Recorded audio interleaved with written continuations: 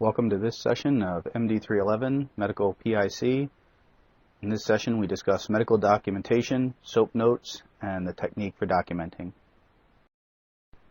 By the end of this session, you will be able to list 4 characteristics of high quality and proper documentation, define the term SOAP note, and record a medical encounter using the SOAP note format.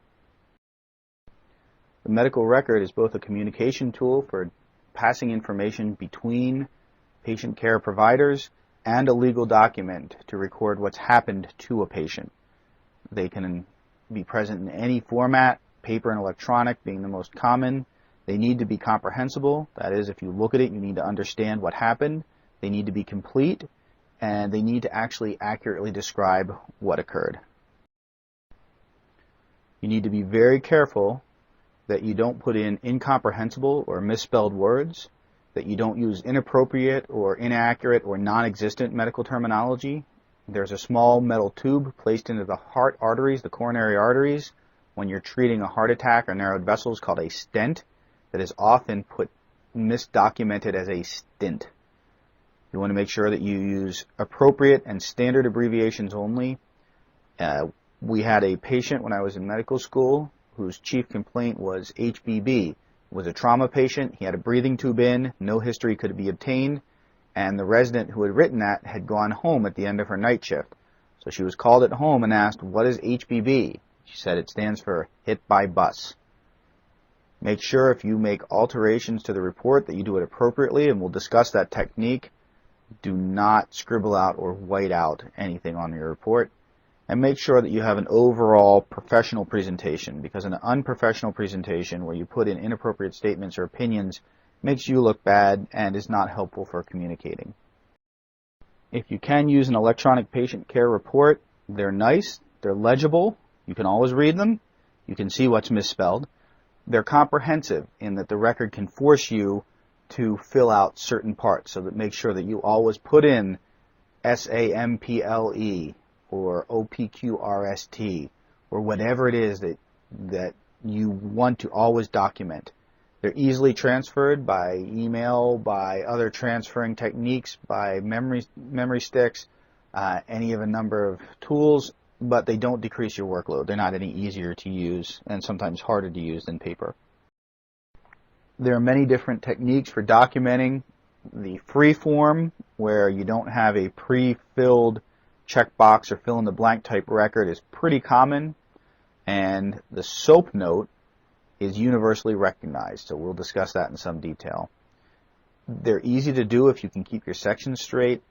You'll do whatever your employer tells you to do or whatever is provided. The checkbox and fill in the blank are nice because you can actually use them as a reference while you're examining your patient. So the SOAP format is a universally recognized medical documentation format. No matter where you are in the world, if you document your medical record using the SOAP format, someone who receives that patient from you, receives that document from you, will be able to look at it and understand what you've written and where it is. So S is subjective information, O is objective information, A is your assessment, P is your plan, and if you're taking care of the patient over a long period of time, you'll then write progress notes, which are simply free-form notes where you can either repeat SOAP briefly, or you can write a little note about what's changed since your previous note. The S in SOAP stands for subjective information, and subjective information is information that you can't verify, measure, or determine on your own. So it's something that's told to you. The patient says, "I have chest pain." You can't see their chest pain. They're telling you that information. Hearsay goes there, as well as your typical elements of your medical history.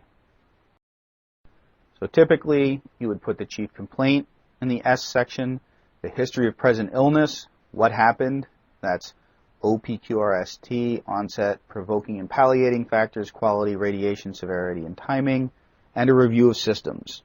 Any shortness of breath with that, are you feeling lightheaded or dizzy, any rashes, etc., etc. The patient's past medical history goes into this section, as does their family history and social history. Any medications that they're on are recorded in the subjective section, any allergies, and in trauma, a mechanism of injury and a damage description are generally included in here, as opposed to in the objective section, which is typically reserved just for objective findings of your physical exam of the patient. So the O in SOAP stands for objective information, and that's information you know as a fact. Data that you can verify, measure, or gather, and that you do, like vital signs, for example, or findings on your physical exam. It's what you see, smell, hear, or have the patient do for you. So you've gathered your subjective information, the history of what happened. You've gathered your objective information, your examination. Now, combining those two, you get some sense of what's going on with the patient. And in the SOAP format, the A stands for assessment. So it's your working diagnosis, what you think is going on, or at least your impression. And it's your overall feeling of what happened. And you may not know for sure. In fact, you probably won't. You may list chest pain, maybe cardiac, maybe pneumonia, maybe pleuritis, maybe pulmonary embolus. Be brief and specific and be accurate on this. And it may simply be the chief complaint. My assessment is this is a patient with chest pain. You may append that with parentheses suspected cardiac origin, close parentheses, or you may not. But it's what you think's going on, and it's what guides your treatment. And your plan is what you're doing for the patient. Now typically, you write your SOAP note after your immediate or first encounter. And if it's the only encounter you're going to have with the patient, then it's a complete record of what's been done. And if it's just the first of a series of notes and you follow with progress notes, it's your initial care and your immediate plan. So the P stands for plan. You talk about procedures and medications, and did the patient improve with those procedures or medications? They should be in chronological order.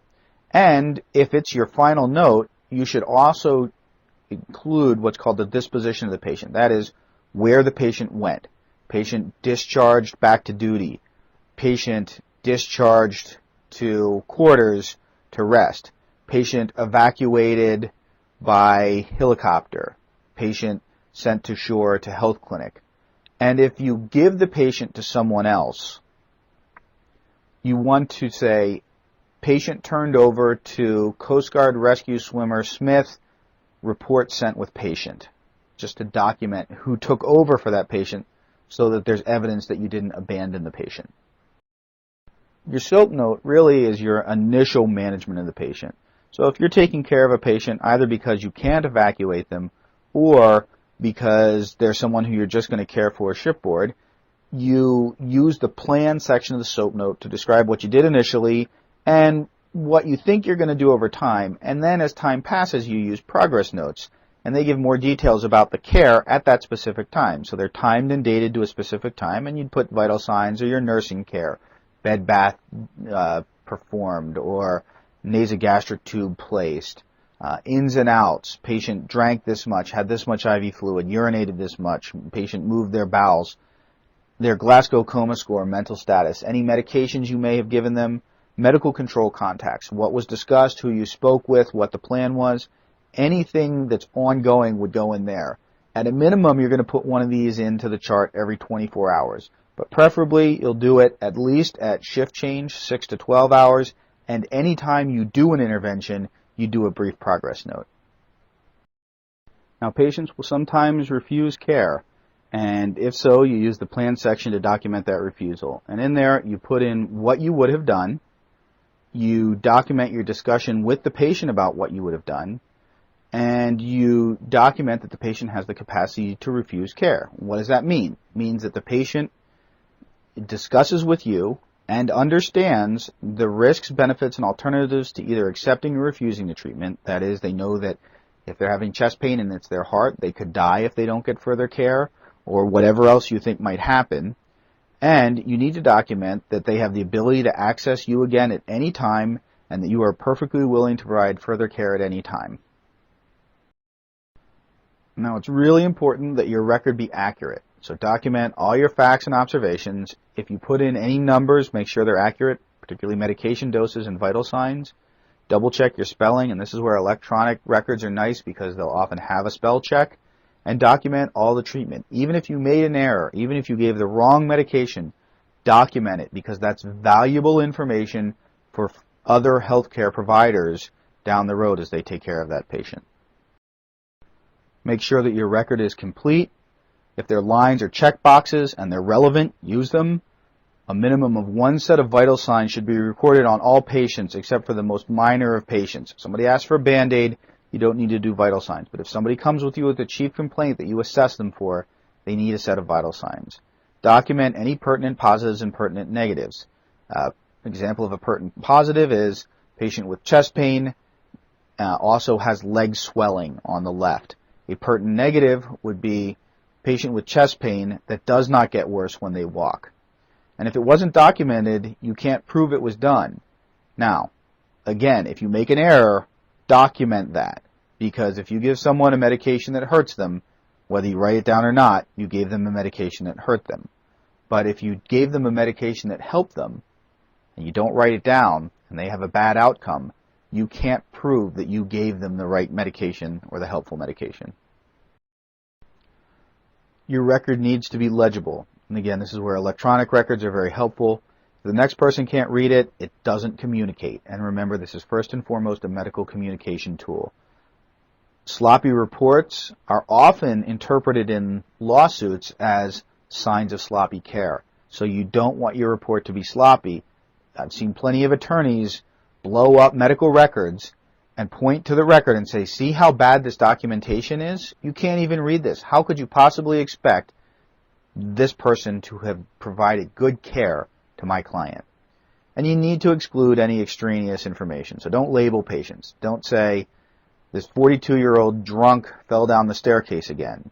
You can write, 42-year-old male with a history of chronic inebriation has a history of repeated falls and injuries.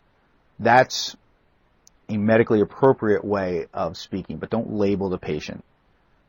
If you get history from someone else or even from the patient that's hearsay to you essentially, you can preface it with per.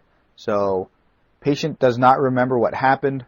Per bystanders, the patient was standing on top of a railing, balancing on one foot when he slipped and fell. Record only applicable hearsay and identify where it came from, and don't add humor. People aren't looking to read your record to laugh. They're looking to read your record for good, accurate, appropriate medical information. So here's lines and boxes that have all been well filled out. Chief complaint, my chest hurts, past medical history, an allergy to aspirin, and a history of cardiac disease. They are on cardism. It's written in, it's legible. And then 3 sets of vital signs are recorded, including times when they're recorded, and all the boxes are checked and lines filled out. You need to put in a legible narrative, so we knew the chief complaint was chest pain. Now we can see the patient had sudden onset of chest pain while watching TV. It's under the sternum, it's crushing, radiates to the left shoulder and arm, and the patient states, quote, exactly the same as when I had a heart attack 2 years ago, end quote. Putting it in quotes is very important for thoroughly documenting. You also note at the end, pertinent negatives are recorded. If you make an error in a handwritten chart, you draw a single line through your error so people can still read what was written underneath it, and you initial it. So his pain went to his left shoulder and to his left arm, and you wrote right, draw the line through, initial it, and everyone will know that you made an error and that you corrected the error. Medical documentation is a critical communication tool. If I'm in the hospital receiving this patient who gets medically evacuated, the only good story I have about what happened is what you write down in your record. So you need to communicate that information to me because I can never see that scene. You need a consistent tool that you're practiced with, that you're comfortable using. The SOAP note is universally recognized. Subjective, objective, assessment, plan, and progress notes is needed. And so unless your employer has some very specific technique they want you to use for medical records, I would recommend using SOAP notes. Please complete any knowledge reviews, and if you have any questions, please contact your professor or instructor.